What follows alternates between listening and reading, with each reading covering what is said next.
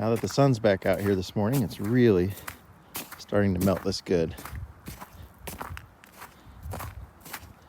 It refroze pretty good last night. We were down into the low 20s again. But I think a good day of sun today, and temperature is going to be in the mid 30s. It's going to be a little better. But yeah, it's coming along nice.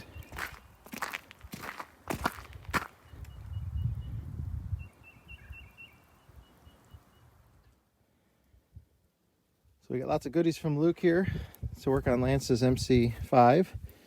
We have the rebuild kits for the DD3 brakes and new seals, block off plates for the airbags, all our gaskets for the DD3 diaphragms, both the service and the other side. Longer bolts hardware that goes, because when you use these plates you need a longer bolt. So even though we already pre-ordered new hardware, we had to get the longer ones. That's another DD3 rebuild kit, and we've got our bearings and races for the rear wheels here. So lots of parts from Luke, and should keep us busy in the hole here today. And we're going to be live streaming this on our Patreon, so if you ever want to see the whole project. So we should be able to at least get the one airbag on today, get the DD3 off and rebuilt, get the wheel bearings in. We should be able to at least get that all done today. We went to use the air compressor this morning, and it blew the air fitting out of the side of the air compressor. The main line blew out of it, so we don't have air compressor down here at the pad today. So Tyler's removing that DD3 brake chamber for us there, and the cotter pin has broken off on both ends, but sticking out enough on the clevis pin there where you can't get it out. So we're going to try to remove the slack adjuster with it, and we'll fight that out of the bus.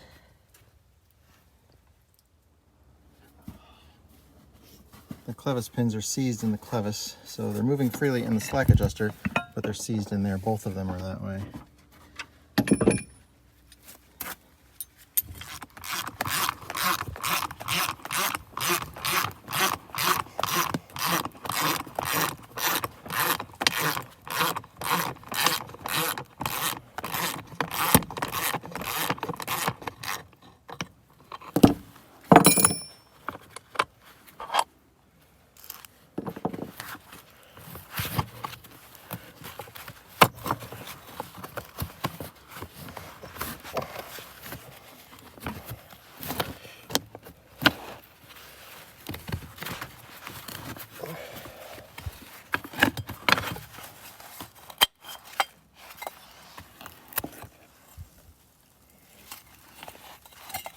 How's it look?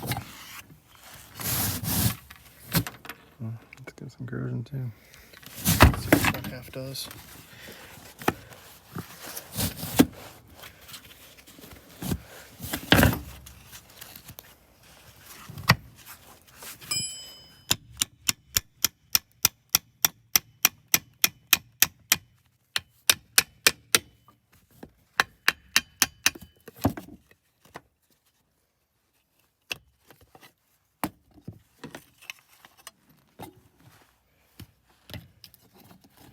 It's definitely much better.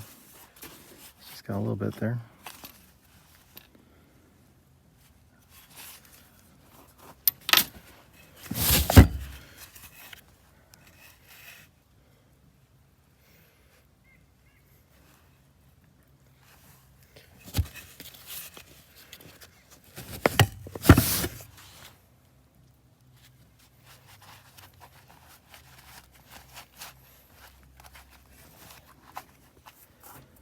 So we were rebuilding these DD3s, but you can see that the aluminum is very corroded and brittle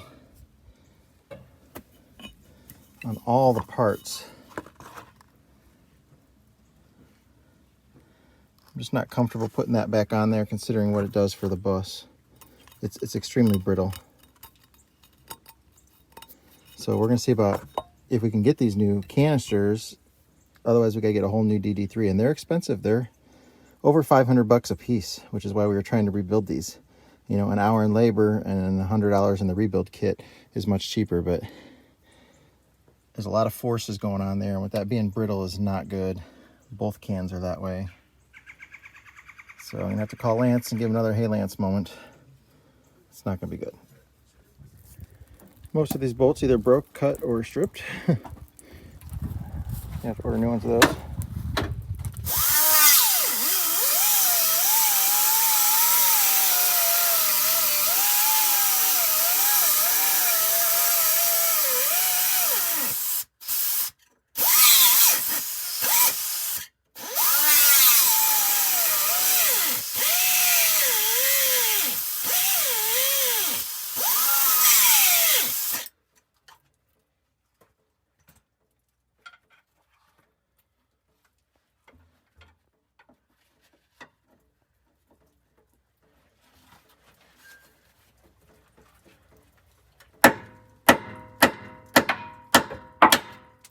There you go. Yep. Well, by the end of the day, the driveway worked. It's doing pretty good.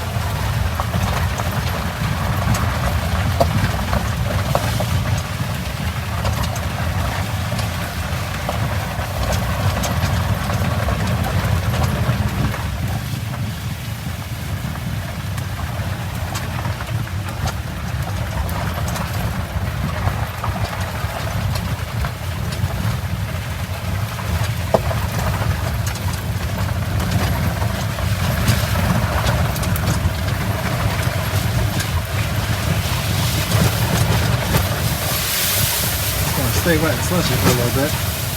Tonight will be the last night it's going to refreeze. It got down to 12 again last night. It was really slippery.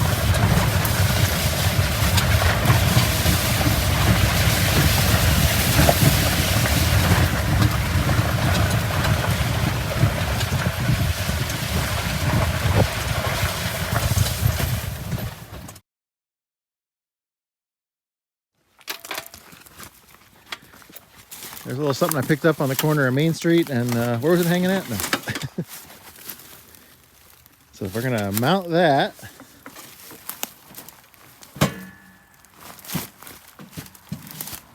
About like that?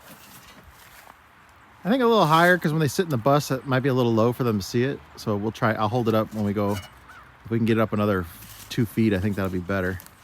Okay. And that'll be our start light for the bus hill climb challenge. It's even into the tree a little bit.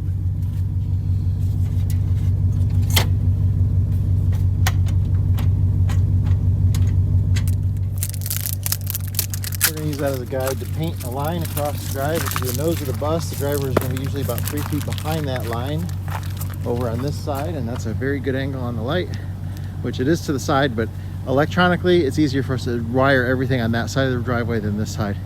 Otherwise I got to bury a line or bring something up over in the trees. But there it is.